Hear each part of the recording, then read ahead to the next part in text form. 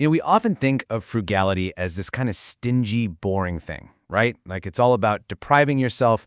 But what if I told you that's completely wrong? In this explainer, we're diving into an idea that flips that on its head, framing frugality as the actual key to dignity, to health, and believe it or not, to true abundance. Let's get into it. And it all kicks off with this really simple but powerful command: eat and drink, but waste not by excess. I mean, it sounds basic, doesn't it? But as we're about to see, this one little sentence is a deep, deep guide to a much more fulfilling and, well, dignified life. So here's how we're going to break this down. First, we'll look at the command itself. Then, we'll explore this amazing analogy of the body as a palace. It's pretty cool. After that, we'll connect the dots to see how this all builds personal dignity. And finally, we'll uncover the dangerous cycle of greed that's waiting if we ignore all this wisdom. Okay, so first things first, that simple, wise command. The whole point here is a complete mindset shift. See, the source argues that frugality isn't about being restrictive. Not at all. It's actually a form of gratitude. It's a way of showing respect for everything you've been given. And what's really fascinating is how these two concepts are set up against each other. Frugality isn't just about being careful with your stuff. It's an active gesture of thanks that literally creates more for you, more abundance, better health, and more self-respect. And wastefulness? Well, it's the exact opposite. It's like an insult to the bounty we receive, and it directly, inevitably, leads to loss.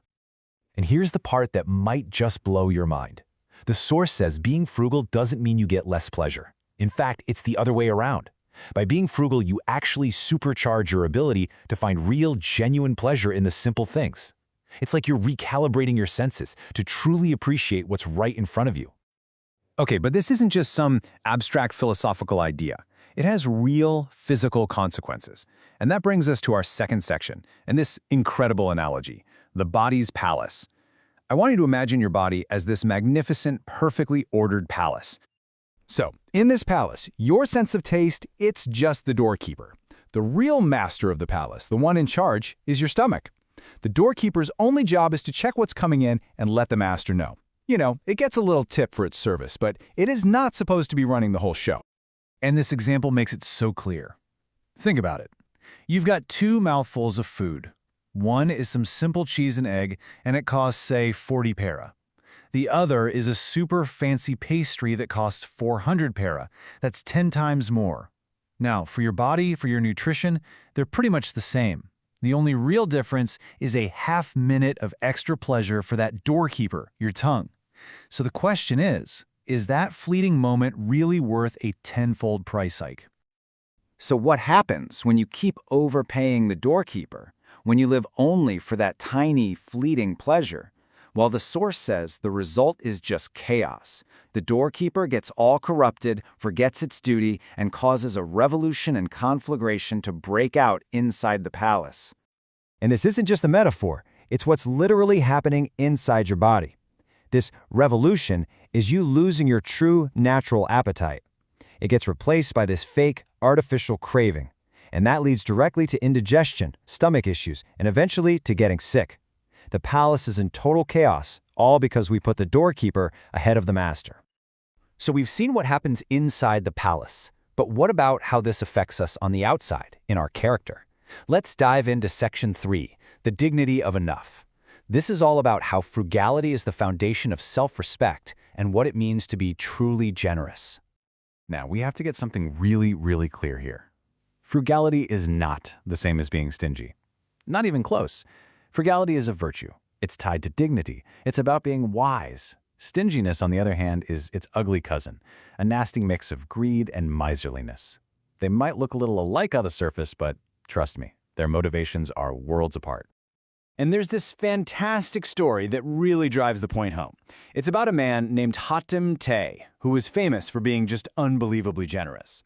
One day he sees this poor old man carrying a heavy load of thorny bushes, and he offers him a huge pile of money for it, way more than it was worth. And the old man's reply, wow, it's just stunning. He says, I raise and carry this thorny load with my self-respect.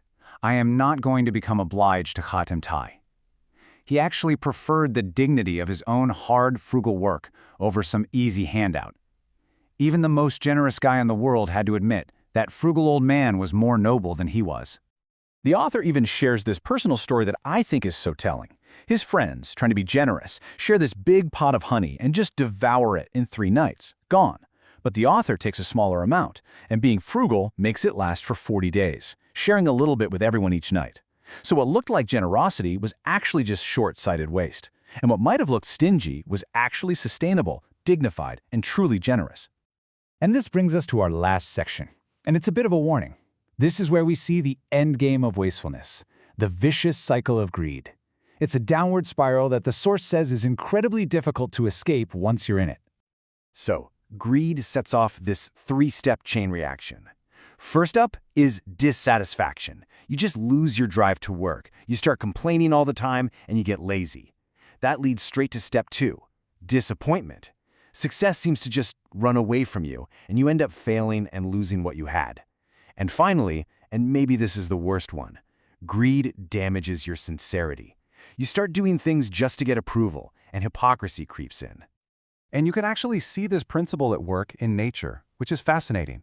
Think about things that are content, like trees or helpless baby animals. Their sustenance just comes to them, right? But then look at greedy animals like foxes. They're constantly scrambling and struggling, and often for not very much. It's like a law of nature. Contentment attracts what you need, while greed pushes it away. And this all leads to a really wild, kind of upside-down conclusion. The source argues that what you rightfully need, your true sustenance, is inversely proportional to how hard and aggressively you chase it. In other words, the more you desperately and greedily run after things, the faster they run away from you. But the more you practice contentment, the more what you need just finds its way to you. And this is the ultimate prize. Contentment, which is the natural result of a frugal life, isn't just a nice feeling. It's described as an unfailing treasure. It's a kind of wealth that can never, ever run out, because it comes from inside you. So when you boil it all down, you're left with 2 very different paths. You've got frugality, which leads to contentment, self-respect, and sincerity, and you've got wastefulness, which leads straight to greed, laziness, and hypocrisy. The source makes it crystal clear. The choice is ours, and so are the consequences. And so that's the question I want to leave you with. In a world that is constantly screaming at you to get more, what is your unfailing treasure?